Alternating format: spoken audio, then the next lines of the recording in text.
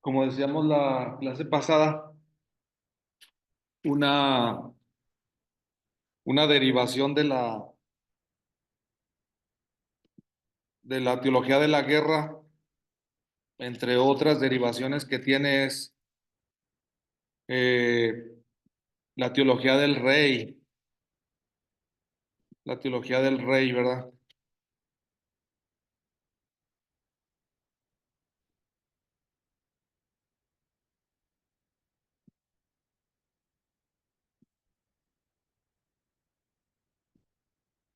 Si se debe hacer guerra, debe haber alguien que lleve adelante la guerra. Y obviamente Israel necesitaba que alguien se hiciera cargo de todo lo referente a los ejércitos. Y la figura principal que va a posicionarse, pues es la del rey. Entonces es una línea que es muy difícil no tener en cuenta. Ahora bien, pueden haber perspectivas. Ahorita presentaremos algunas de algunos teólogos, pero en definitiva es una necesidad. O sea, es muy difícil desvincular la teología de la guerra con la teología del rey.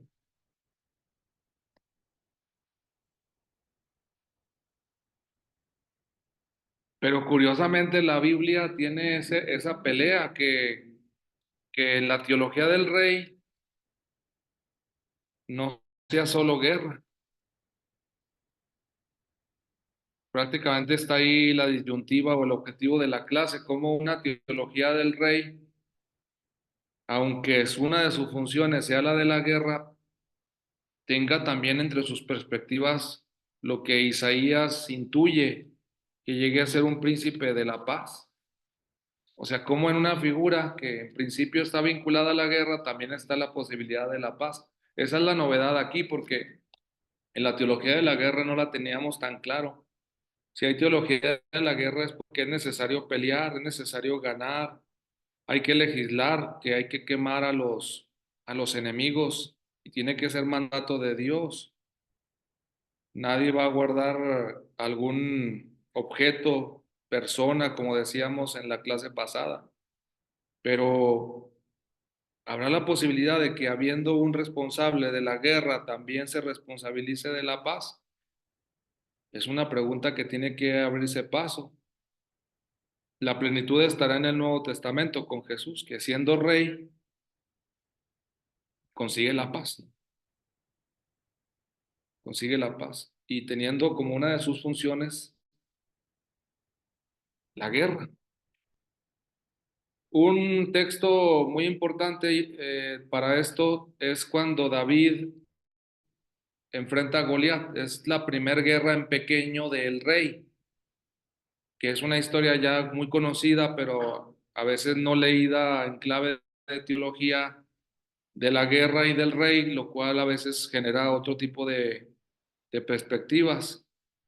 David es bueno para pelear, es bueno para la guerra. Sí, vamos a ver si en él se pueden encontrar algunos rasgos de lo que él entiende por guerra.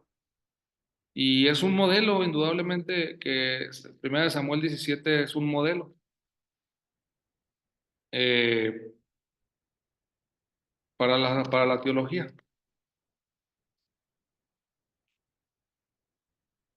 ¿Quién es un defensor, digamos, acérrimo de esta perspectiva? Se llama es un teólogo protestante, muy famoso, eh, que ya he presentado su obra, aunque no la hemos estudiado tanto.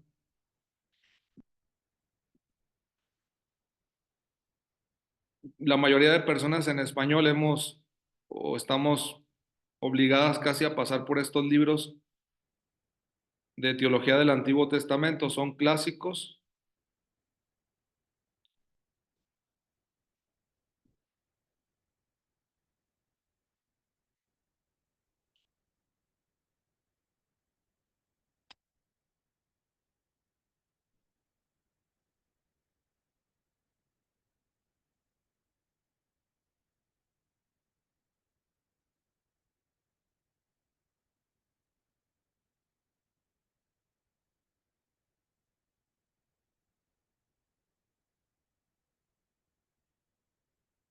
Y Fonrad, cuando platica esta escena, dice primero del punto de vista narrativo de esta historia, pero ahorita pongo otros textos que ayudan a entender más. Primero empieza él así. Dice, es una historia claramente de David.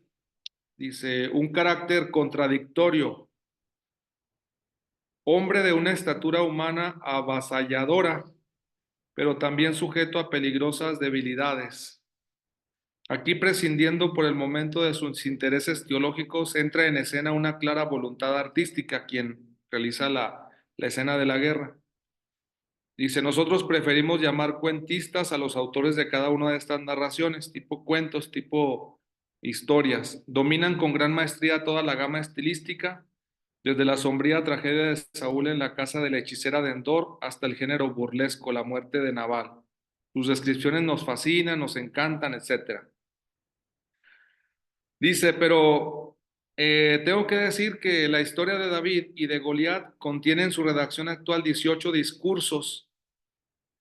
De esta manera se traslada el dramatismo a un plano superior. O sea, dice, entre todas las escenas que están aquí en Samuel, esta tiene 18 discursos. O sea, está todo muy bien hecho y ya hay un plano superior que se busca. Dice, los sucesos externos de la historia de Goliat son de por sí muy tensos, pero al narrador le interesa todavía más la tensión espiritual. Él es un defensor de esto, honra, le interesa meter tensión espiritual.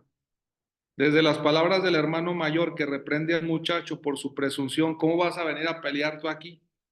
Hasta la arenga de David contra Goliat, que parafrasea en un estilo casi homilético las exigencias de la fe. Ahí tenemos una propuesta de Von Rad. La historia de David y de Goliat no solo es de guerra, hay una espiritualidad, hay unas exigencias de fe. Ahí es donde él es un defensor que Israel progresa de las historias de guerra a historias de fe, dice Von Rad. Dice que Israel tiene en las historias de guerra la posibilidad de confesar su fe y reconocer que tiene que dejar de hacer, esa es la tesis de él, tiene que dejar de hacer la guerra, porque quien da la victoria solo es Dios,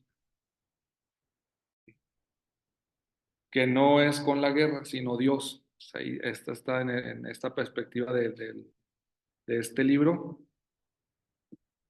una de las citas, en el tomo 2.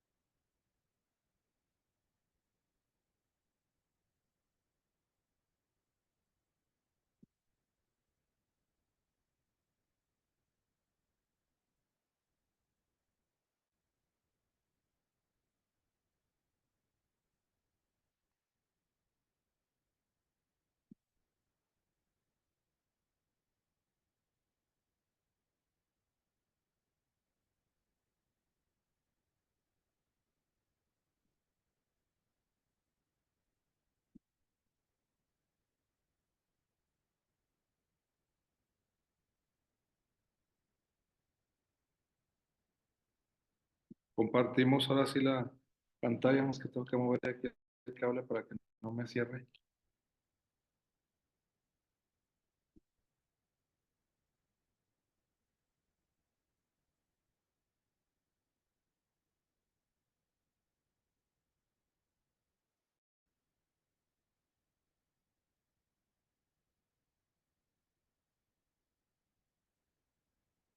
Cuando cita un texto que depende mucho de la llegada de un rey y dice, ahora la montaña de la casa de Yahvé, que es Jerusalén o el lugar donde habita el rey, al final de los tiempos será más alta que todas las colinas de su alrededor, de tal manera que sea patente a todos los pueblos. Estos se pondrán en camino y confluirán hacia ella desde todos lados, pues ya no podrán permanecer en la ausencia de la salvación propia de su convivencia. Peregrinarán hacia Yahvé, pues de Sión procede la doctrina.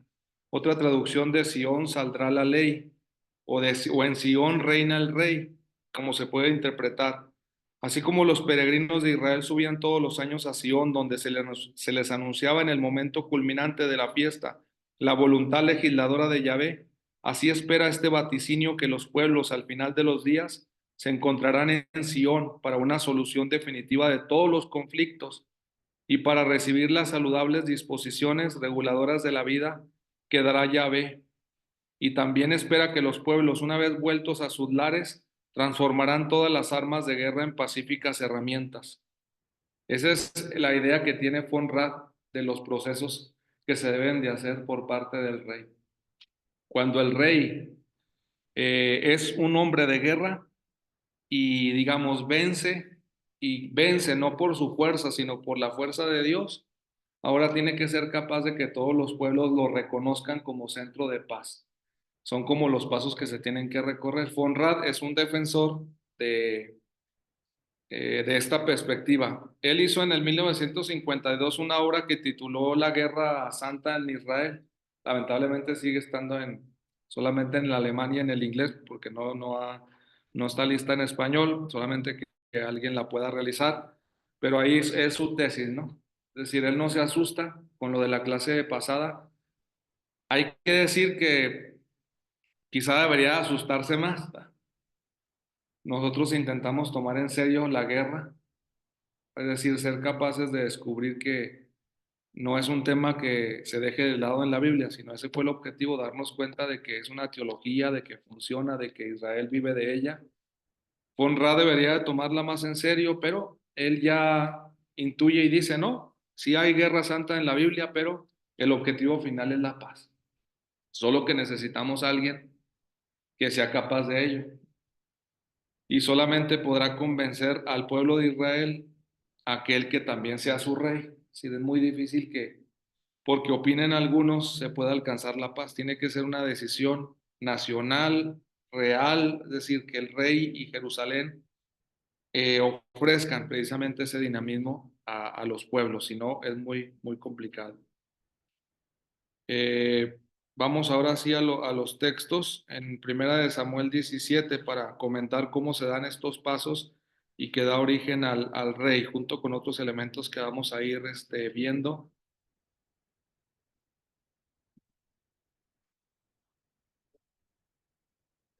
Un primer elemento que está claramente y es que es una guerra, dice así: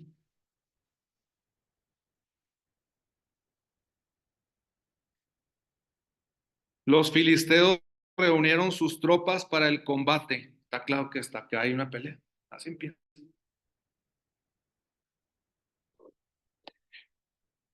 Nadie se raja. Saúl y los hombres de Israel se reunieron también. Saúl y los hombres de Israel. Saúl. Y sí que está el rey. Eso es lo que a nosotros nos interesa. ¿En qué momento? Porque eso evolucionó. Antes era Moisés, era Josué, fueron los jueces, pero no entramos en esa teología más débil. Ahorita ya es teología de los reyes. Entonces, un primer elemento, una primera función es estar en las guerras. Y en este caso está Saúl, él es el rey.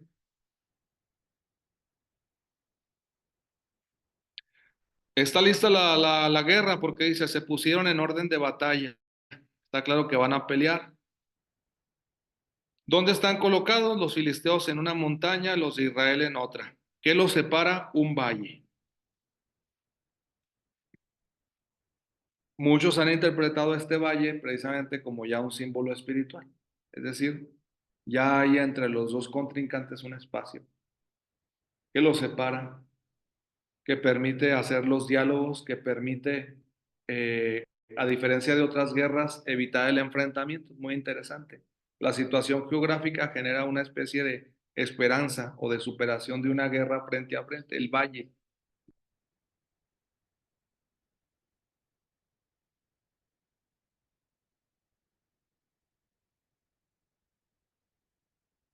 Esperanza de poder encontrar una solución en ese valle. ¿Qué pasa? Salió de las filas de los filisteos un luchador llamado Goliat, cuya estatura era de unos 3 metros. Salió de las filas. Viene toda su descripción, su armamento, etcétera. Se gasta mucho tiempo en toda esta descripción.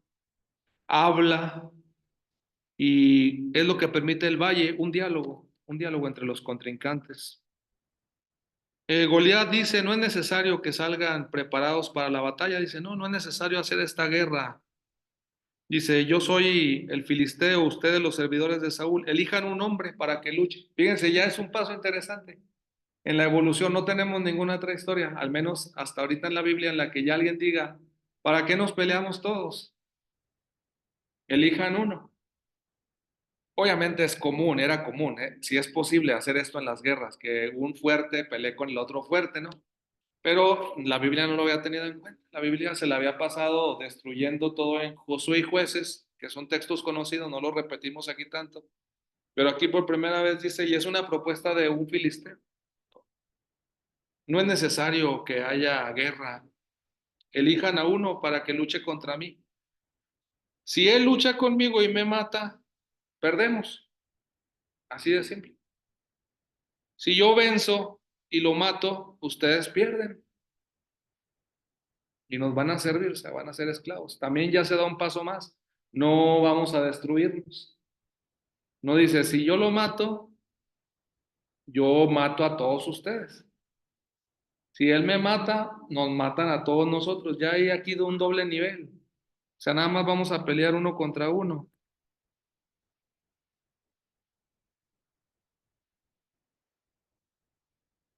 Luego ya en el Evangelio se fijan que Jesús lo va a retomar, porque dice que si hay uno más fuerte que amarre a Satán, ya lo ha destruido.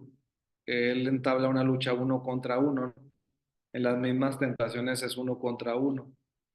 Es la teología a través de la guerra, pero de uno con uno, uno que represente a todo el mal y uno que represente a todo el bien. Entonces, el modelo sigue ahí presente. No es necesario pelear mucho, vamos a pelear uno contra uno. Ya es un avance para que haya menos mortandad. Y el siguiente avance, obviamente, en este paso de teología de la guerra a la del rey, es que va a haber servidores, o sea, van a ser esclavos. No hay que matarse, van a ser esclavos. Quien pierda será servidor del otro.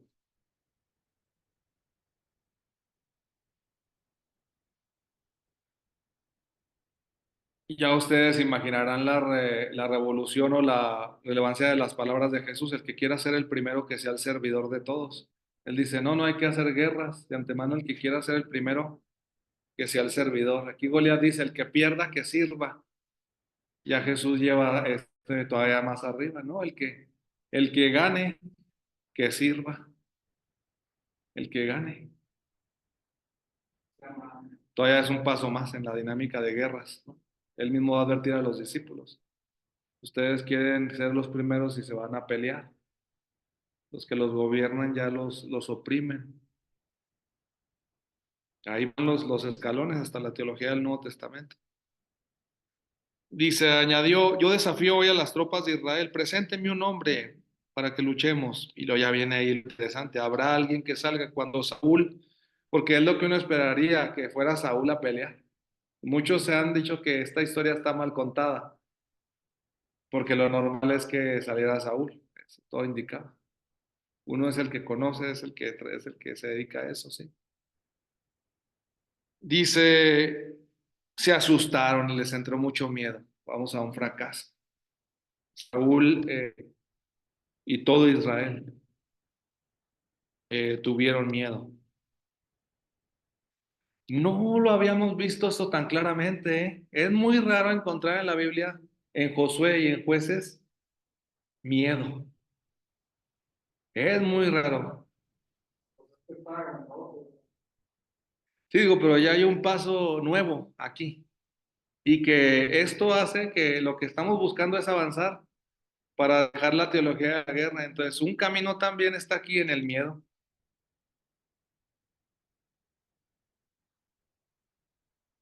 Y uno espera que según la lógica del miedo corran, ¿no? Es una solución a la guerra, correr y no morimos. Pero no le ha tocado, es muy raro que a él le tocara en ese sentido. Todos los pueblos les tenían miedo, más bien jueces y Josué normalmente.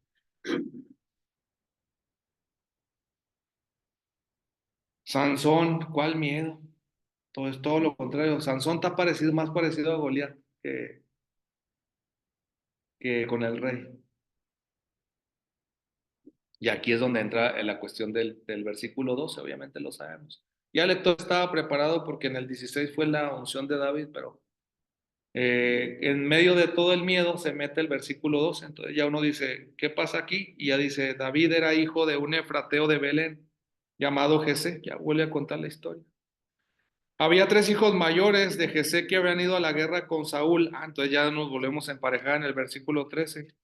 Los hermanos mayores de David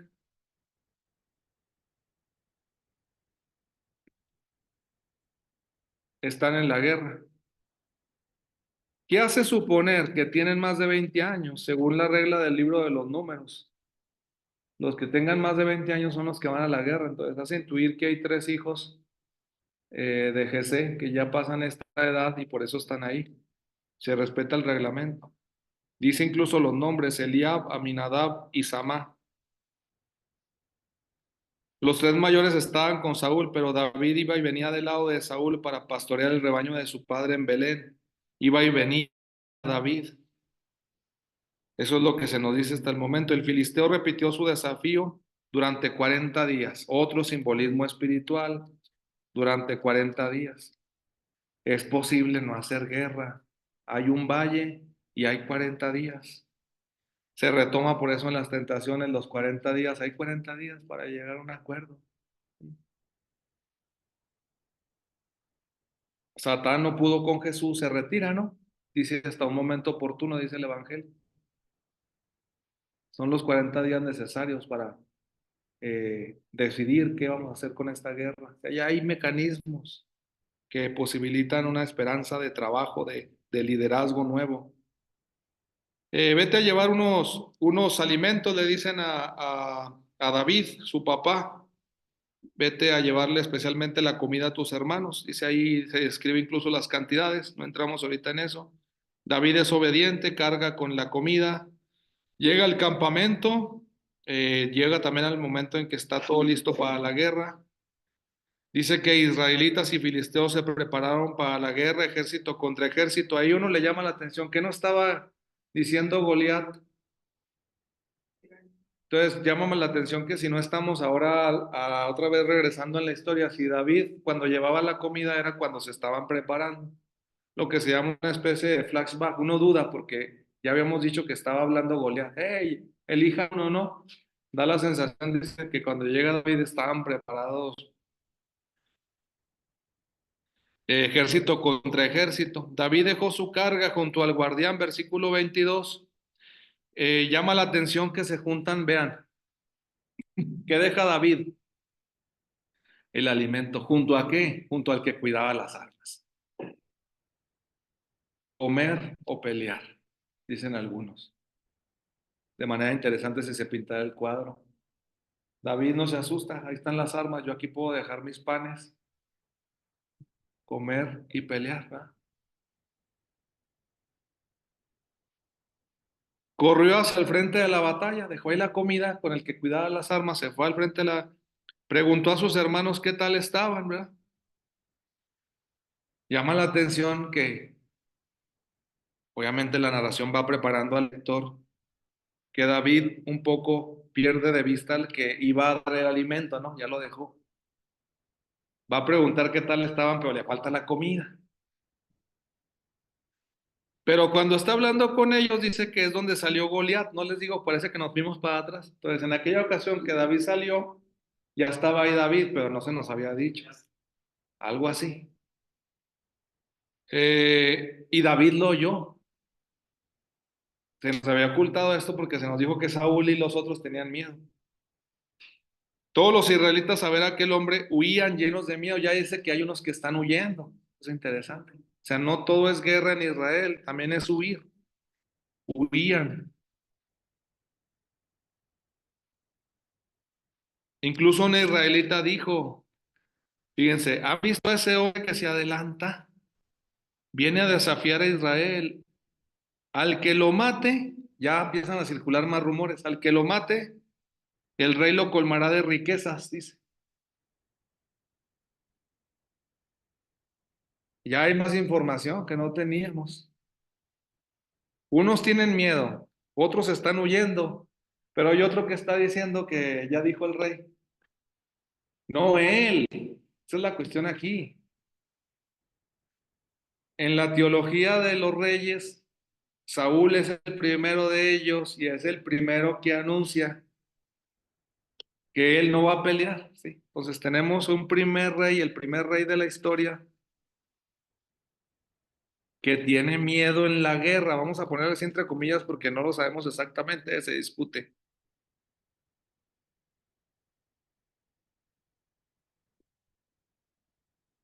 Pero ya inaugura el hecho de que él es el responsable también de mandar a alguien a pelear. Yo soy rey y puedo mandar a alguien a pelear.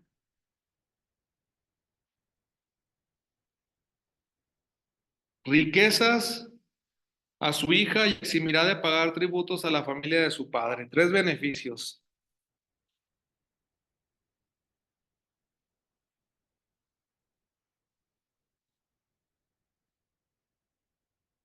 Riquezas, una hija y no paga impuestos la familia. Entonces David preguntó a los que estaban junto a él, ¿qué recompensa tendrá el hombre? Pues nosotros ya lo sabemos, nos enteramos primero que él, porque un israelita lo dijo. Pero se necesita que se entere él. Nos está creando la expectativa porque no lucha Saúl. ¿Qué recompensa tendrá?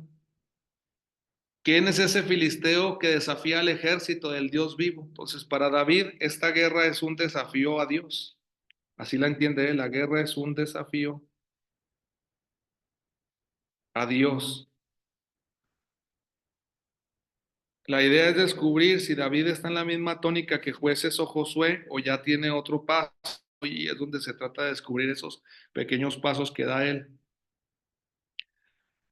La gente volvió a informarle sobre la recompensa que recibiría el hombre que lo matara. No, pues ya le volvieron a decir a David, riqueza, su hija, y que no vas a pagar impuestos tú y tu familia. Eliab lo regaña porque has venido hasta aquí, a quién has dejado cuidando el rebaño. Versículo 28, conozco bien tu insolencia, tu maldad. Has bajado para ver la batalla. Entonces aquí está un hermano mayor que intenta educar a David para que no es su momento, no entre a la guerra. El hermano mayor todavía está en una dinámica de que para él es pequeño, como alguien le dice, no debes de ver escenas de violencia, ¿tá? Le dice alguien a otro, no debes de ver escenas de violencia. Sabemos si Eliab tiene razón, si tú vas a entrar en escenas de violencia, te vas a volver también guerrero. Ese es el camino, le dice, no entres a la guerra, ¿para qué vienes a la batalla? David habla de alguna manera como cualquier muchacho, ¿qué he hecho yo ahora? Solo he preguntado, ¿qué va a dar el rey?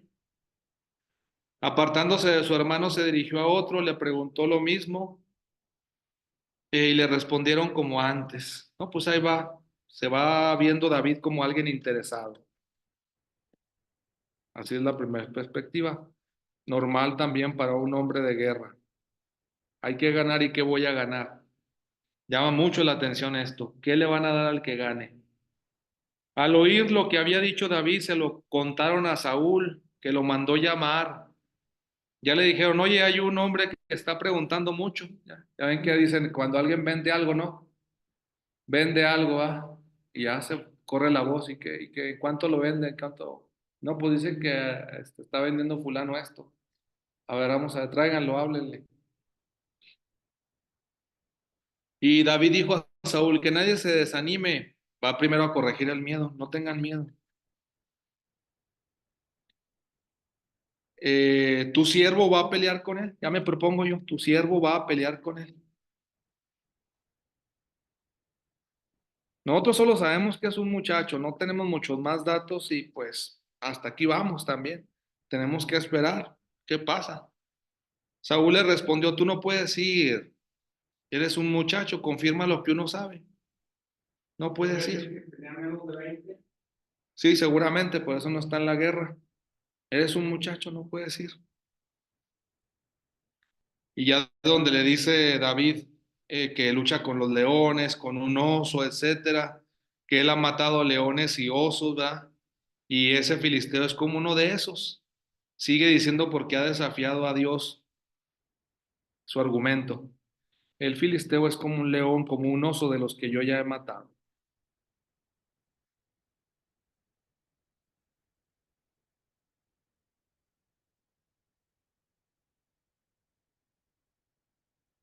Muchos en los comentarios, pues a veces dicen que David lo tienen como un mentiroso, ¿no? Como un muchacho que cuenta historias de este tipo. No le creen pues que ni ha matado león, que es como habla un muchacho, o sea, apelan al lenguaje. Otros dicen que ya ha comenzado efectivamente la realidad de David, que sí es cierto, es diferente a los demás, que tiene una capacidad que se va a demostrar durante lo que viene a continuación. O sea, no se ilustra cómo lo ha matado, cómo los ha matado, no se nos cuenta esa historia. Y una vez venía un león contra David, ¿no? Una vez le salió un oso, ¿no? David entonces, esto y lo otro, ¿no? Pero le deja al lector dos caminos, los que les digo, los que dicen que David es un fantasioso y los que aceptan que esa es la realidad, que es un muchacho que ha peleado ya con los animales, que ha practicado con ellos y que no le tiene miedo, por lo tanto, a este Goliat, ¿verdad? Pero ahí están los dos caminos que cualquier lector puede tomar. Y él interpreta, eso es lo interesante, son los pasos que tenemos que ir dando. ¿Quién es un rey? ¿Qué es un rey? Son frases casi únicas en la Biblia. Dice David en el 37, el Señor, o Dios, que me ha librado de las garras del león y de las zarpas del oso, o de las uñas del oso, de las garras del oso, me librará de las manos de ese filisteo. Así va el rey a la guerra. Esa es la teología de los reyes. Un rey está convencido que Dios lo librará de la mano de los enemigos, en definitiva. Un rey está convencido de que Dios lo librará de la mano de los enemigos. Muchos han visto aquí hasta el origen del Padre Nuestro, la parte final de Jesús. Líbranos del mal, líbranos. Que una concepción de teología de los reyes está. ¿Quién es Dios en la teología de los reyes? El que libra al rey de los enemigos, que se compromete con él. Y dice David, ya él dice, Dios que me ha librado, dice, Dios ya me ha ayudado a mí. Y tiene que convencer ahora a Saúl de eso. Porque luego Saúl dice, vete y que el Señor te ayude. Otros traducen y que el Señor esté contigo, que el Señor te libre. Pero eso es lo que convenció a Saúl. Si tú dices que Dios te ha ayudado, si tú dices que Dios te ha ayudado, te ayudará también ahora.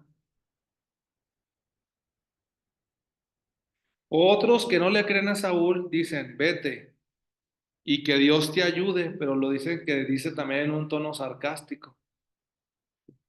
Algunos no le creen a Saúl, depende de la dinámica que cada quien tenga, ¿verdad? Que es la expresión que a veces alguien dice, pues vete, Dios te ayude, pero que alguien ya tantea que no hay, o sea, que no hay opción, que es una frase ambigua y es ambigua hasta el día de hoy, ¿sí? Ya regresa la persona que se le dijo Dios te ayude y ahí viene porque perdió, ¿ya? O efectivamente Dios la ayudó. O sea, es una frase de las más ambiguas, de las más difíciles en la teología de los reyes, decir eso.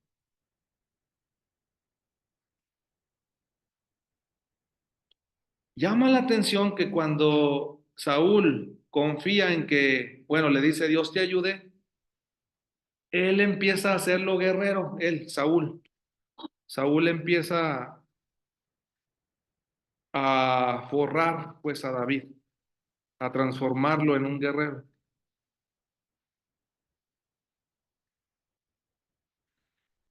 Quiere decir que Saúl sabe que para que le vaya bien en la guerra, de perdido debe de ir bien preparado, que vaya bien protegido, dice. Dios te ayude y vamos a protegerte con lo que podamos, dice Saúl. No, pues ya lo puso todos los instrumentos. Y dice que quiso caminar y no pudo, David, no pudo caminar, no pudo, no puede cargar las cosas. Y le dice al rey, no puedo, yo no puedo caminar con esto. No me he entrenado, no estoy, él lo reconoce. Novedad en la Biblia. No habíamos visto nadie que dijera esto en las guerras. Puros potentes, Gedeón, Jefté, Jud, Josué impensable.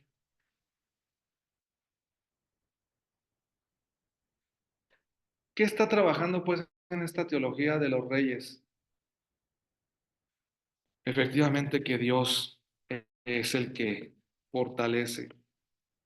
Se trata de eliminar a lo más que se pueda la capacidad humana, eliminar lo más que se pueda la capacidad humana o la habilidad humana.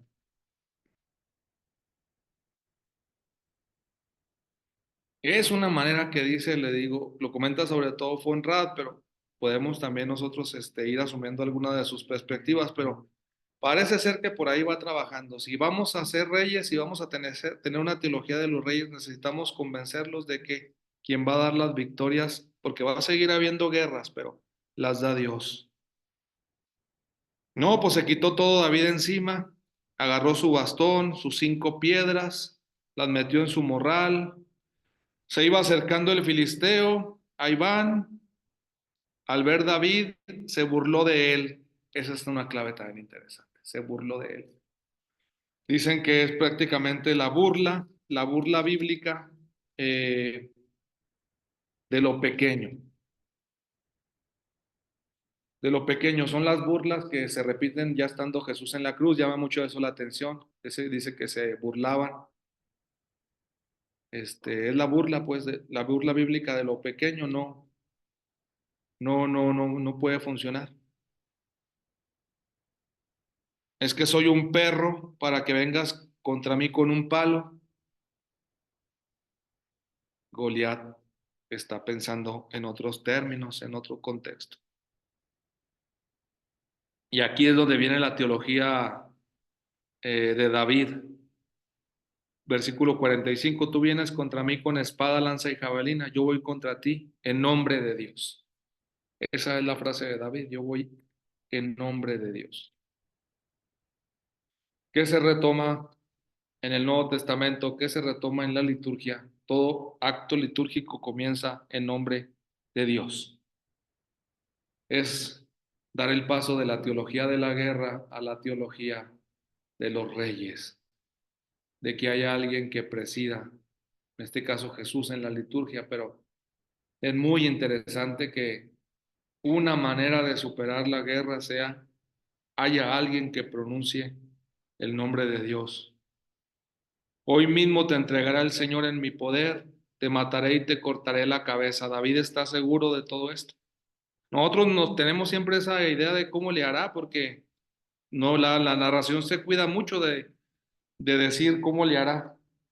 Porque cuando agarró las piedras podía haber dicho, pues David pensaba lanzarle una piedra en la frente, ¿no? Hasta ahorita nosotros no sabemos, la historia es tan conocida que a veces ya uno pierde de vista, pero se guarda muy bien la narración de decir qué va a pasar, porque no sabemos realmente qué está pensando David.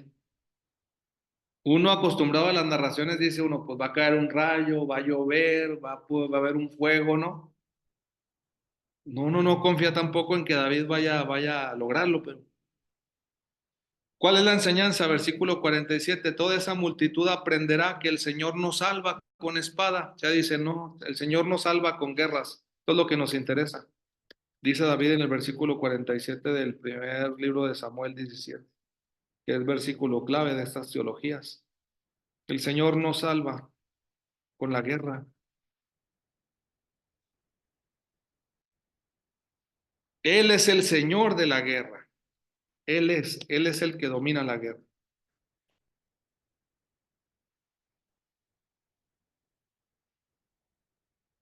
Él es quien decide quién gana prácticamente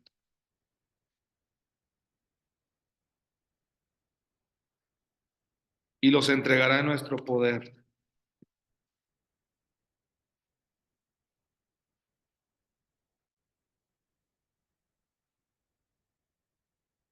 Efectivamente, conocemos ya lo que pasa, cómo David vence a Goliat. Nos interesa conocer su teología, cómo la está manejando. No va a arrogarse él el triunfo, sino que Dios le ayuda.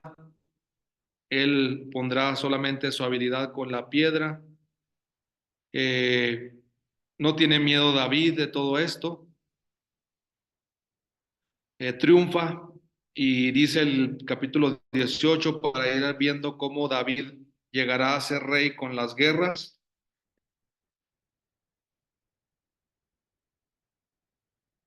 Entre más triunfos tiene, Saúl se va poniendo más nervioso.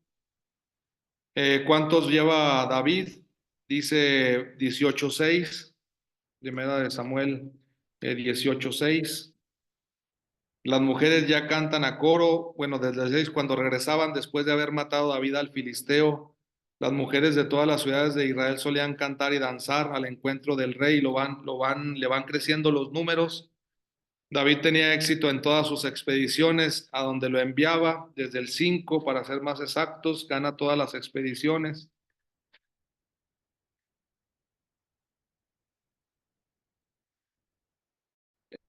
David mata a 10,000, dicen las que cantan, mientras Saúl a 1,000. Empieza una dinámica de envidias, pero intento ahora descubrir que lo que trato de justificar es que para llegar a ser rey necesitas ganar. Pero Primera de Samuel 17 es un modelo para Conrad porque hay espiritualidad. Esa es la cuestión aquí.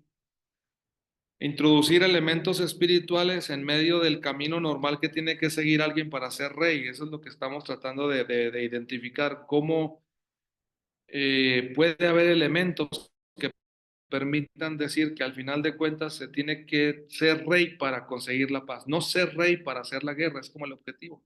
Que la teología de los reyes sea una superación de la teología de la guerra.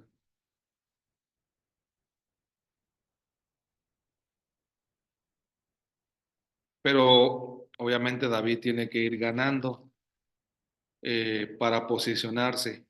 Se repite la misma expresión en el capítulo 21 del primer libro de Samuel, 21:11. Dice así, David huyendo aquel día de Saúl llegó hasta la presencia de Aquis, rey de Gat. Dijeron a Aquis sus servidores, ¿no es este David el rey del país? ¿No es este David el rey del país? ¿No es este de quien cantaban con danza, Saúl mató a 1,000, David a 10,000? Vean cómo se asocia rey al número de muertos que lleva. Para ser rey se necesita que dé cuenta de que él ha ganado las guerras. Es la unión entre reinado y triunfos.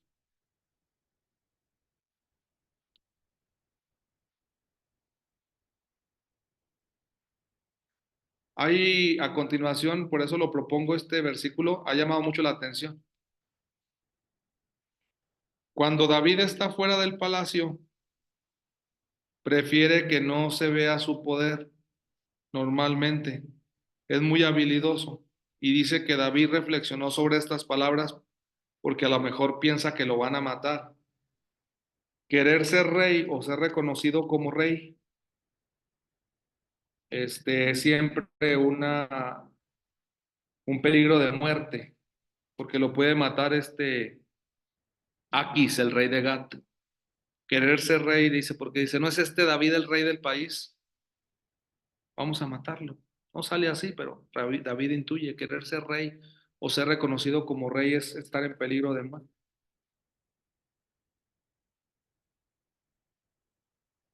Y entonces, ¿qué hace David? Pues fingió estar loco. Primera vez en la Biblia que encontramos que alguien finja estar loco. Hacía tonterías con las manos, arañaba las puertas, dejaba caer la baba por la barda. ¿Cómo se pondría David como un loco? Eso es interesante porque decide vivir antes que morir. Es más importante otra vez la vida que el triunfo inmediato. Aquí dijo a sus servidores, ya ven que está loco, ¿para qué me lo han traído? ¿Acaso necesito locos para que me traigan a hacer tonterías en mi presencia? ¿Qué hace en mi palacio? Ven, lo logra David. Lo reconoció como rey, pero no lo mataron.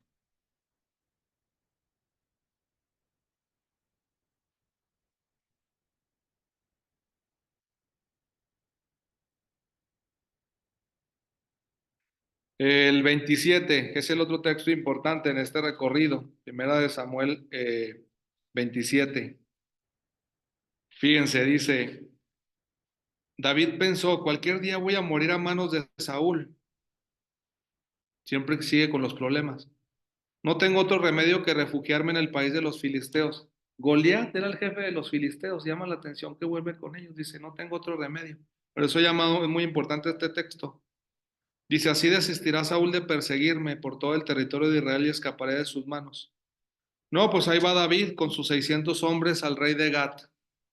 Aquis, el mismo que no lo había matado cuando estaba loco, fíjense qué curioso.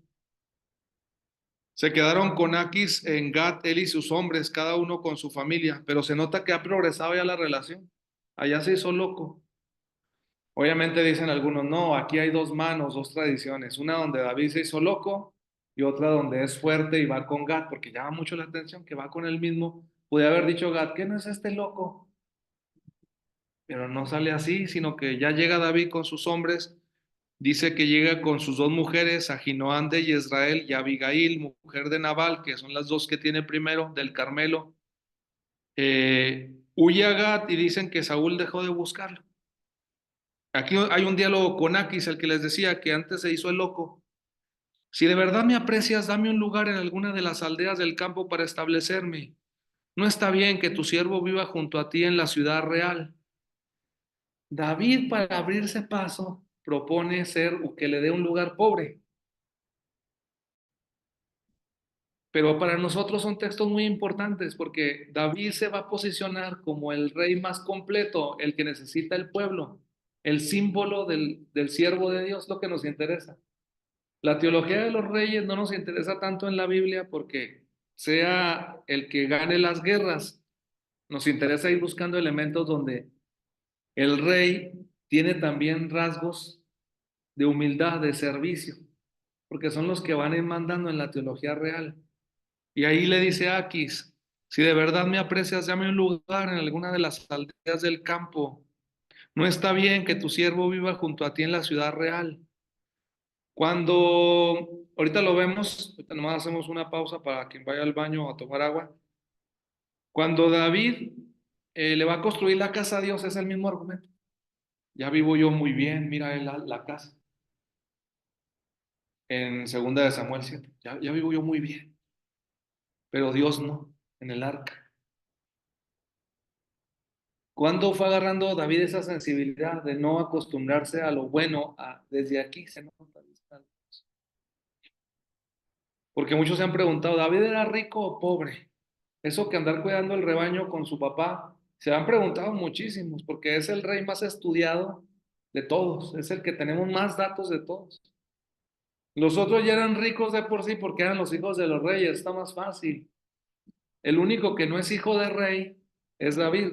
En el reino del norte también no son hijos de los reyes, se puede intuir y preguntar si son pobres o ricos, pero como ahí dice que eran jefes de quién sabe qué o alguno intuye si traen dinero o no. Pero por primera vez cuando se hace la pregunta de qué tipo de rey es David, muchos se inclinan a pensar y lo defienden de pobre. Muchos lo defienden de pobre. ¿Verdad? Por lo que le dice a su papá de llevar el lonche por el tipo de comida que dice que manda, los panes, los quesos, porque cuida el rebaño.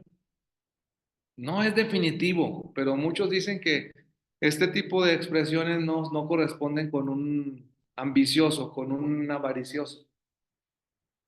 Quién sabe, o sea, habría que cada lector tendría su punto de vista, pero muchos defienden que David no se siente muy a gusto con lo bueno. Todo lo contrario le heredó a Salomón, dice. Salomón se nota que le gusta todo lo bueno.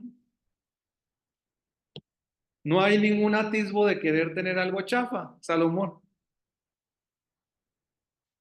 Pero ahorita retomamos esto, digo, ahí está cómo va David abriéndose paso y descubrimos algunos rasgos que posibiliten que al final de cuentas sea un rey completo, es decir, uno que diga, ya vivo bien, ya arreglé esto, pero pues hay que arreglar lo demás. Tengo que ponerle una casa a Dios, ¿no?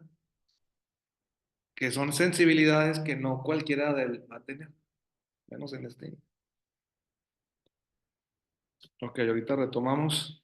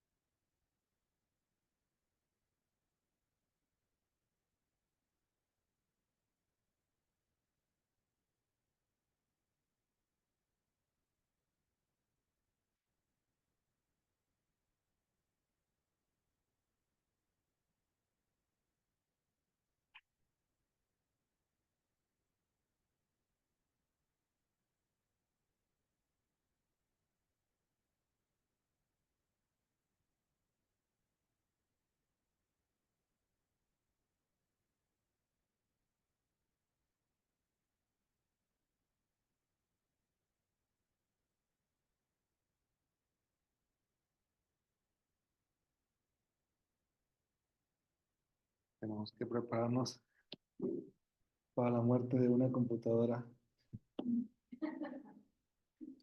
Que le presté la otra clase el cable. Y de una vez nos preparamos.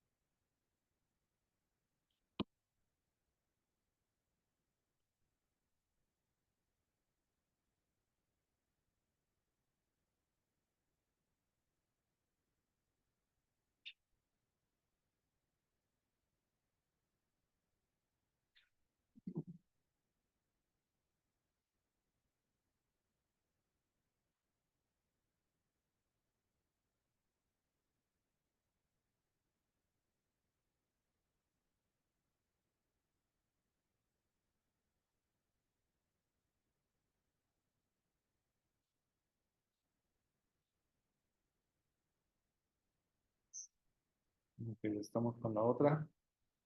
En cuanto caiga una.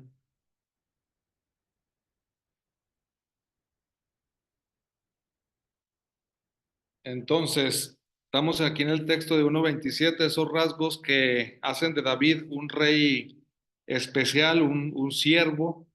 Dame un lugar en alguna de las aldeas del campo, pide ese para habitar al rey de Gad. Eh, ¿Qué le dio Siselac? Dice, y por eso Siselac pertenece a los reyes de Judá hasta el día de hoy. ¿Cuánto pasó David allí? 1 año y 4 meses. Mientras tanto, estando allí, atacaban a Gesuritas, Gersitas, Amalecitas, y sigue con la guerra, sigue atacando, sigue haciéndose famoso. David destruía la región y no dejaba con vida hombres ni mujeres. Aquí en el 9, por eso les digo un versículo, un capítulo muy interesante. Vuelve David a presentarse como lo hacía Josué. Oscila entre rasgos de humanidad, que es texto poco conocido, rasgos de humanidad y rasgos normales de hombre de guerra, por así decirlo. A veces uno no quiere enfrentar estos textos, pero ahí dice claramente David destruía la región, no dejaba con vida hombres ni mujeres. Se llevaba ovejas, bueyes, burros, camellos y vestidos. Al regresar iba donde se encontraba Aquis.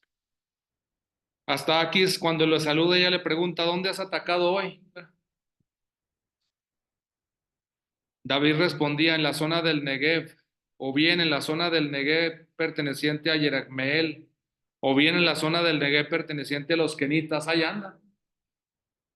Vean cómo es complicado, complejo el panorama que tenemos, sin embargo, tenemos que enfrentarlo y decir, David se abre paso entre una teología normal de la guerra, hace lo mismo como el Jerem, el exterminio, hombres, mujeres, agarra los animales, que tampoco debería de agarrarlos según la guerra, pero sí, mientras mata hombres y mujeres, se queda con los objetos. Y uno sigue leyendo interesante este capítulo de los más interesantes. David no permitía que trajeran con vida a Gad ni hombres ni mujeres. ¿Y por qué? Fíjense, y dice, para que no informaran de lo que hacía. Entonces, otra vez, cuando uno intenta poner a David en un peldaño más humano, simplemente no mata para que no informe. Entonces, volvemos a una persona muy normal, un estadista. Si dejas a alguien con vida, va a informar de lo que está haciendo. Se tiene que entonces ir abriendo paso, obviamente, el David que se espera o la teología del rey que uno espera. Dice, este fue su modo de proceder durante todo el tiempo que permaneció en territorio filisteo. Aquí se fiaba de David pensando que se había enemistado con su pueblo Israel y que estaría a su servicio para siempre. Aquis se fiaba de David pensando que se había enemistado con su pueblo Israel y que estaría a su servicio para siempre. Ya a uno le queda la duda. Entonces David ya se hizo loco y ahora lo que está haciendo es ganarse la confianza de los filisteos para dar el punto o dar el mazazo final, por así decirlo. Ahí se detiene la narración porque eh, sigue la muerte de Saúl, entonces hay que esperar todavía para una guerra definitiva. En el segundo libro de Samuel tenemos ya una de esas guerras que está en el capítulo 2, que van a consolidar a David como rey, precisamente en segunda de David 2. Van a ajustar ahora sí, o va a ajustar David definitivamente las cuentas con todos.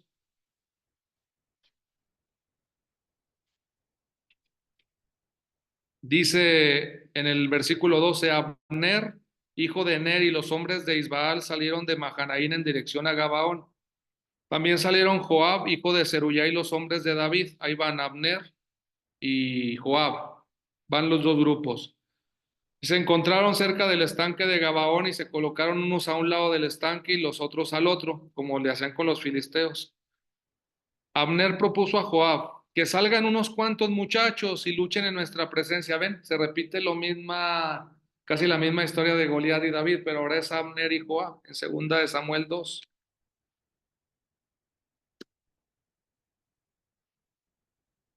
Uno se pregunta, ¿saldrá otra vez la misma dinámica que vimos anteriormente? Joab respondió que salgan, dice que salgan. Salieron y avanzaron un número igual. Aquí es 12 de Benjamín y 12 de los hombres.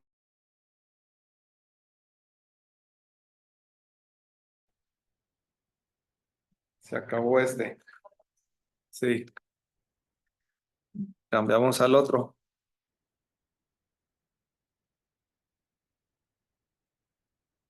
12 contra 12 en la batalla, se están alistando. Cambiamos de registro porque no es uno contra uno, sino 12 contra 12. Ya están acampando ahí.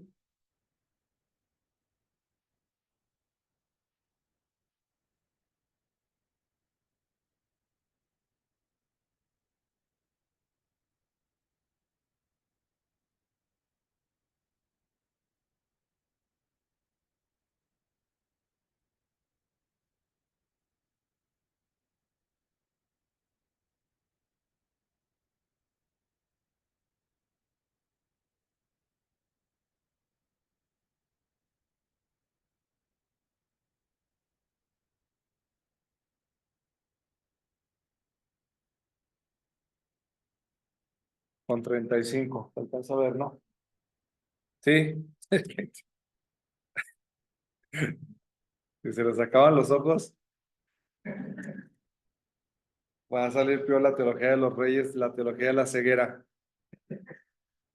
Ahí sí. Ya tenemos una situación parecida, 12 para 12. Estamos, pero estamos en los pasos definitivos que se da de David guerrero a David como rey. Dice que se entabló una batalla muy dura. Abner y los de Israel fueron vencidos por lo de David. No pierde, nunca pierde, ¿no? Entonces ganó David la batalla.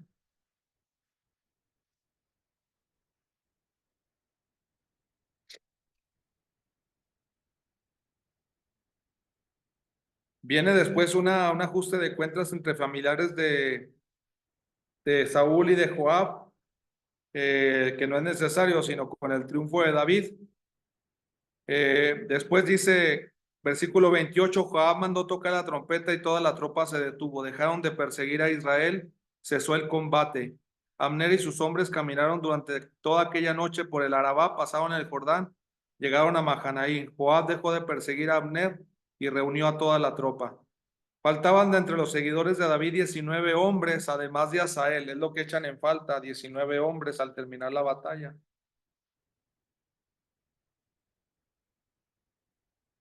Los de David habían matado a 360 benjaminitas, 360 son los que mataron ellos. Llevaron a Asael y lo enterraron en Belén, sí falleció, 19 hombres y Asael, en el sepulcro de su padre. Después Joab y sus hombres caminaron toda la noche y al amanecer llegaron a Hebrón. La guerra entre la familia de Saúl y la de David fue larga, dice el capítulo 3, pero mientras David se fortalecía cada vez más, la familia de Saúl se iba debilitando. Esa es la noticia definitiva que tenemos del triunfo de David. Luego, cuando vamos al profeta Isaías,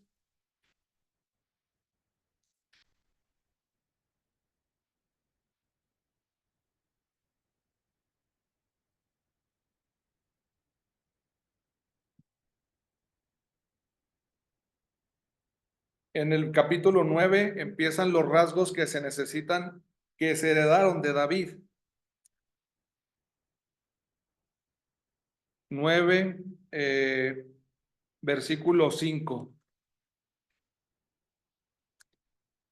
Un niño nos ha nacido, un hijo se nos ha dado, sobre sus hombros descansa el poder y su nombre es Consejero Prudente, Dios fuerte, Padre eterno, Príncipe de la paz. Fíjense muy bien. Dice ahora, versículo 6, acrecentará su soberanía. Cada vez que ahora en Isaías avanza el territorio del rey, acrecentará su soberanía y la paz no tendrá límites. Establecerá y afianzará el trono y el reino de David sobre el derecho y la justicia desde ahora y para siempre. La idea es que lo que David hizo humanamente hablando como guerrero pase a ser ahora la conquista de la paz en la teología de los reyes. El reino de David, por eso ya se habla de este reino de David. Por eso ahorita lo vimos con detalles y textos que a veces pasan desapercibidos, pero son muy importantes, con Gad, con Aquis, con la pelea entre Abner, Joab, que son más de cursos iniciales. Ahorita estamos tratando de profundizar ya en los detalles teológicos, pero está claro que ahora el reto está, y los profetas así lo visualizan, que el rey, que el reino, entre más avance el reino, más avance la paz. Esa es la cuestión aquí. Cada vez que avance el reino, pero el reino de David, es que la cuestión está aquí en que se transforma en un reino ideal. Si crece, debe crecer la paz.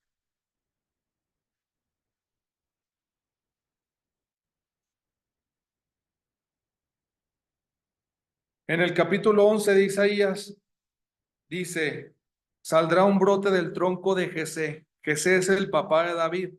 Un retoño brotará de sus raíces.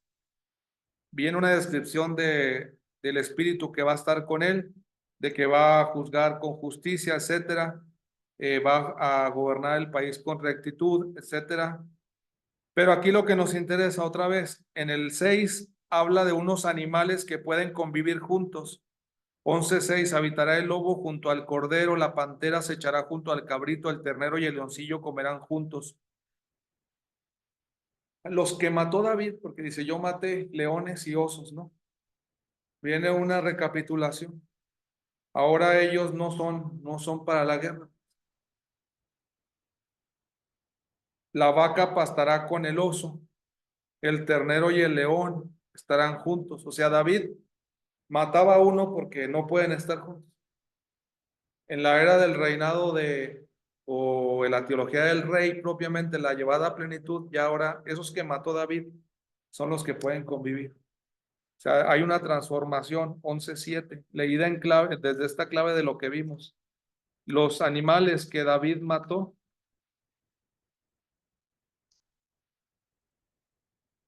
porque mataban, se comían las ovejas.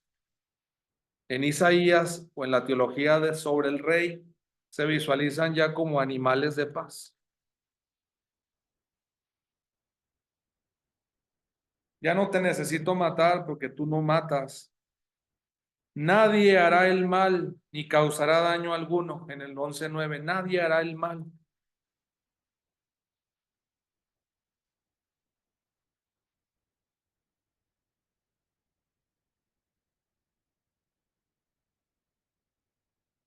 En el caso de Jeremías,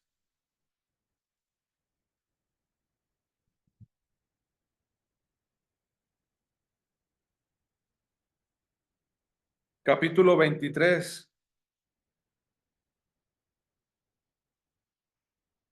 versículo 5, He aquí que vienen días, oráculo del Señor. Voy a suscitar a David un retoño legítimo que reinará con sabiduría, practicará el derecho, la justicia en esta tierra. En sus días se salvará Judá e Israel vivirá en paz. La culminación, mientras haya un David, un rey como David,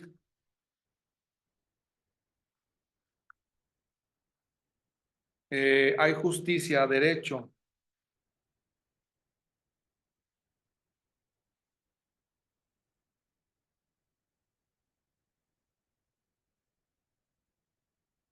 Y paz. Y lo llamarán así, el Señor nuestra salvación, que es una manera de decir como se ha interpretado por los padres de la iglesia. Ya Jeremías 23 está hablando de Jesús en definitiva. Jesús significa Dios salva a su pueblo, el Señor es nuestra salvación. Ya se decía esto del rey que llegaría. Es el Señor que salva a su pueblo. Es en la teología del rey donde se concretiza ¿para qué hay que ganar? ¿Para qué hay que, está el sentido aquí, ¿para qué ganar las guerras? Para establecer la paz. No podemos eliminar ninguna de las dos clases. Por eso les decía que fue un rato quizás un poco benevolente con la teología de la guerra, pero si David ganó guerras, su deber es establecer la paz, no seguir haciendo, eso es lo interesante. Fíjense cómo le preguntaba el rey de Gad, oye, ¿hoy qué hiciste? Pues, y luego, mañana, pues domingo. ¿Cuándo tienes que detenerte, no? Debe haber un límite, que es cuando David está en Hebrón, obviamente. Gobierna Jerusalén y tiene que detenerse. Ahí la importancia de establecer un reino, establecer límites. Conseguir que los otros reconozcan que tú eres quien gobierna, pero no puedes seguir, no puedes continuar.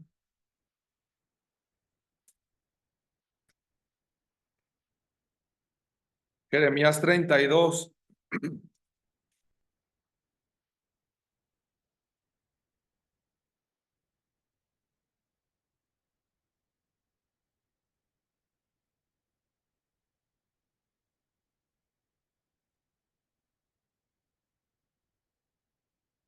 Hay una compra de un campo, se enuncia un porvenir venturoso, una esperanza para Israel, para Judá. Toma esto, le dice en el versículo 36 a Baruch el contrato, y dirigía al Señor esta oración. Señor, tú has hecho el cielo y la tierra con brazo fuerte, brazo poderoso, nada te es imposible. Muestras tu amor a 1000 generaciones. Versículo 19, tus planes son grandiosos, tus acciones poderosas. Tú has realizado signos y prodigios en Egipto, cuyo recuerdo perdura hasta hoy. Tu nombre se ha hecho así famoso por siempre, tanto en Israel. Tú sacaste a tu pueblo de Egipto, les diste esta tierra que emana leche y miel. Tú has sido quien ha dirigido todo esto hacia la teología de los reyes. Es verdad que ha habido desobediencias. Todo lo que has anunciado está sucediendo, versículo 24. Sin embargo, Señor, tú das esperanza porque me mandas que en presencia de testigos compre este campo. Jeremías compra un campo y se ha leído este campo siempre como signo de la nueva posesión de la tierra. No se gana con guerras, se gana comprándola.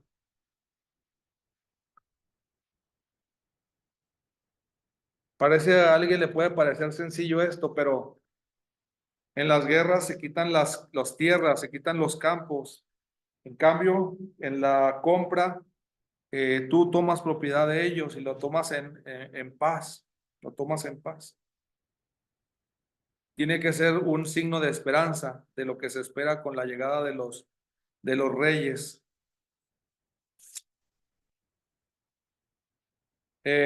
Por eso termina en el 33:26, nuevamente hablando de mi siervo David, conclusión de toda esa parte de la compra del campo. 33:26, ya no rechazaré la descendencia, le da la respuesta a Dios. No, nada de que he rechazado a mi pueblo, dice Dios. No rechazaré la descendencia de Jacob y de mi siervo David. ya es mi siervo David, yo estoy comprometido con él, no se pueden destruir. Seguiré eligiendo entre ellos jefes que gobiernen, sí, seguiré adelante con esta teología, seguiré adelante.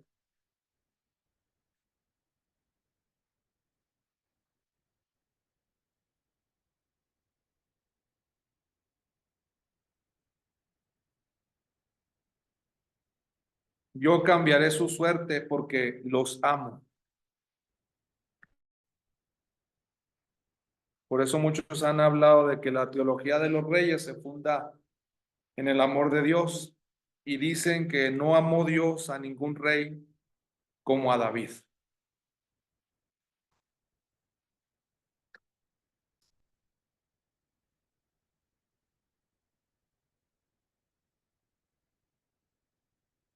Si Dios ama a David, Dios permanece fiel con él. Ya es la hora, como complemento de lectura que se puede también tener, ya no lo leemos nosotros, que son los tres grandes profetas, los creadores de la teología de los reyes, Isaías, Jeremías y Ezequiel. Tenemos en el capítulo 36, nuevamente de Ezequiel, la teología sobre los reyes. Suscitar nuevamente a alguien que conduzca, que guíe al pueblo, que una, que traiga la paz, efectivamente, para el pueblo de Israel, y reconociendo que son el pueblo de Dios. 37-24 culmina toda esta dinámica. Mi siervo David será su rey.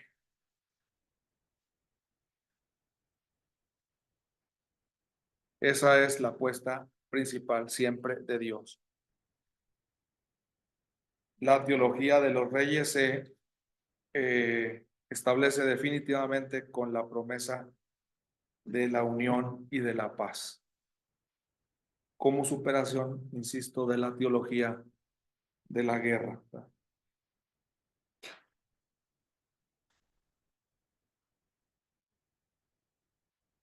Próxima clase pasaremos a la teología de los profetas. Ahorita los utilizamos para hablar de los reyes, pero ellos merecen también su propia teología.